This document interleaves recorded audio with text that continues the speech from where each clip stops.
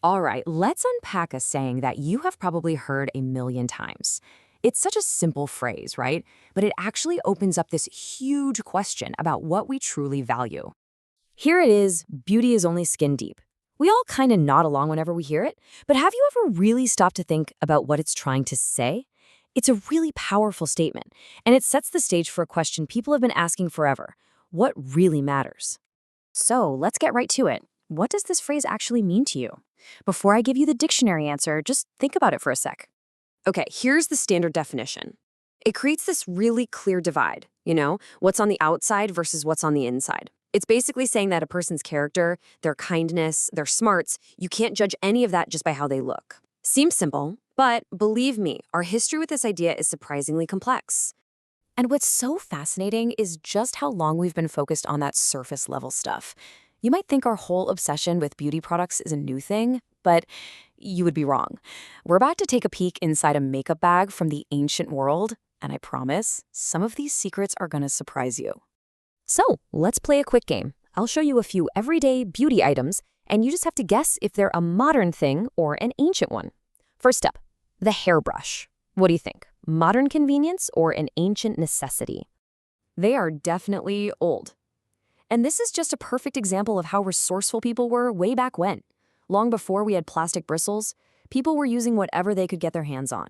Animal hair, super sharp porcupine quills, shells, and even polished bone. All right, next one, lipstick. Are we talking about something invented recently or a tradition that goes way, way back? Oh, it's ancient, and the ingredients are just wild. I mean, we're talking about people coloring their lips with seaweed and iodine thousands of years ago. Some cultures were famous for using crushed up ants and beetles to get that perfect red color. Things got a little more familiar later on with stuff like castor oil, beeswax, and animal fat. Okay, how about one more for this little game? Deodorant. Is worrying about how we smell a recent problem, or is this something people have been dealing with for ages? It is a very, very old problem, but the solutions they came up with before modern chemistry were, well, they were creative. People would dump perfume in their baths or just put it right on their underarms. When that didn't quite work, they started experimenting with things like incense. And, you're not going to believe this, even porridge. Porridge! I have no idea how well that actually worked. Okay, I know I said that was the last one, but we have to do one more. Nail polish. Is this a new fad or an ancient practice? You probably guessed it. It's ancient. But how old it is isn't even the most interesting part of the story. The real story is all about who was wearing it and why. And this brings us to a really important point, because that who is where all of our modern ideas about beauty products just completely fall apart. So historically, nail polish was a serious status symbol. The color on your nails literally broadcast your rank in society, and this had nothing to do with gender. It was all about power.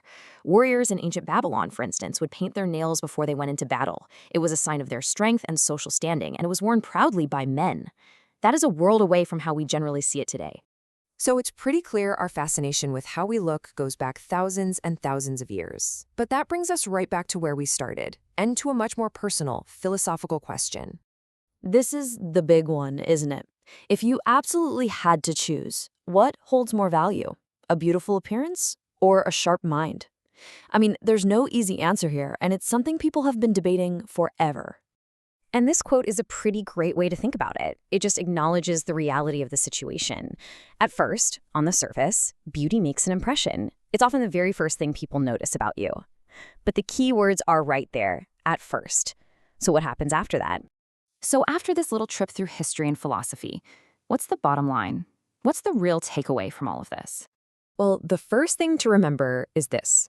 Our focus on how we look isn't some shallow, modern thing. It's deeply, deeply human. It doesn't matter if it was using crushed beetles for lipstick or porcupine quills for a hairbrush. We have always been trying to shape our appearance.